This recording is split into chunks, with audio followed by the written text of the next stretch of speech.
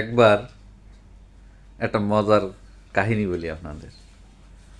একবার আমার স্ত্রী আমার কাছে কাচ্চি বিরিয়ানি খেতে চাইল। তো মাসেরও শেষ, টাকা আছে সামান্য কিছু। এখন আমি মনে মনে চিন্তা করলাম, ওকে ঠিক আছে।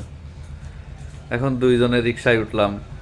এখন আমি হাসতেছি। এখন আমার স্ত্রী বলছে, তুমি হাসো কেন?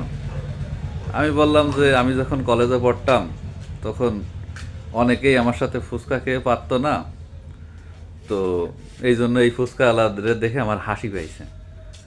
তখন স্ত্রী বলল, ঠিক আছে, তাহলে তুমি আমার সাথে বাজি বান্ধো, আমার সাথে তুমি ফুচকা খেয়ে পারবা কি না। আমি ওকে, চলো। এবার আমার স্ত্রী 2 প্লেট ফুচকা খালো, আর আমি 1 প্লেট খালাম। খাওয়া দাওয়া শেষ, টাকা পেইডও শেষ, 150 টাকা পেইড করলাম। এবার স্ত্রীকে বললাম, চলো কাশি খেয়ে আসি। স্ত্রী বলল যে না, এখন আমি আর কাশি খাবো না, পরে আর একদিন খাবো। তা এটাই হচ্ছে ম্যানেজ, অর্থাৎ সীমিত সম্পদ দিয়ে অসীম অভাব পূরণ করে ফেলালাম। এই ম্যানেজ যারা করতে পারবে তারাই জীবনে এগিয়ে যাবে।